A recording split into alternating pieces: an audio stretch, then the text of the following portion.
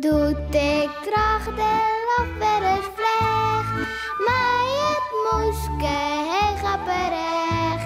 Wist ik even net wat ik zeg, de doen een beer op skimoen zeg. Beer boeloe, boeloe de beer.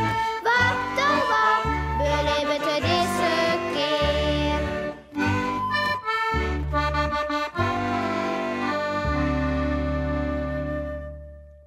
De teltjebeam. Wist nog dat Jannie en Sipke juster op ziek wienen naar de teltjebeam? En dat zelfs oomke Willem net wist waar de beam krekt stier. Miauw, in het bosk. Beam staan in het bosk. Dat het teltjebeam zal daar ik wel wezen. Miauw. Dacht Jannie doe. En misschien is dat nog net zo gek. Want je daar is de bosk. En wat stenen er mooie, dikke biemmen in. Zou het dat het teltjebeam wezen?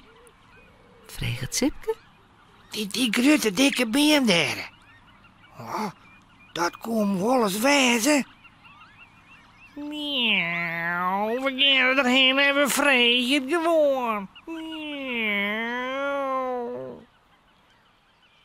Ja, hoi, Beam. Best Hoi, het Beam. teltje, Hoi, Beam. bist u het teltje, Beam? Miauw. Roppen ze het in de dikke beam. Hé? Zei de beam dan? Of nee? Het is Ulbe de Oele. Wat een leven, jongens.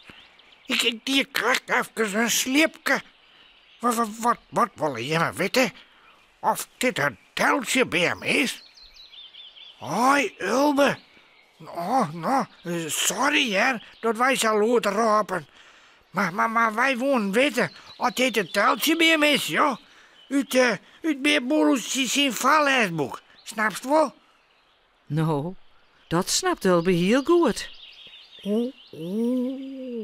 Ach ja, de teltjebeam. Vanzelfs. Geweldige beam, ja.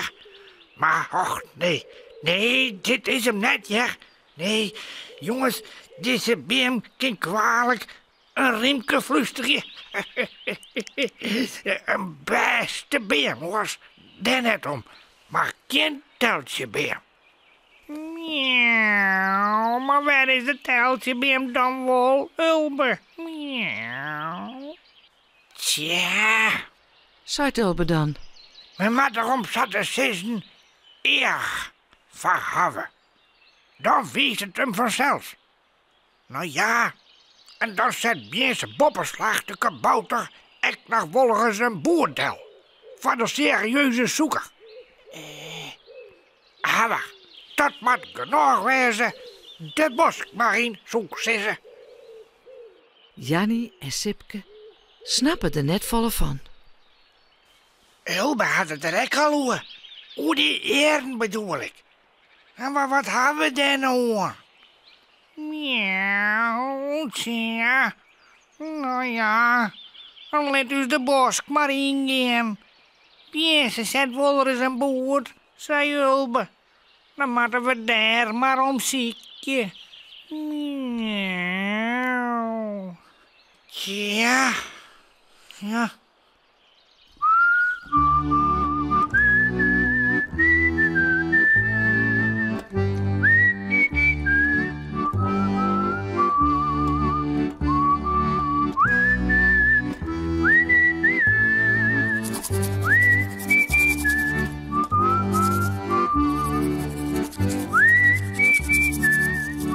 En voorast lekker sliepen.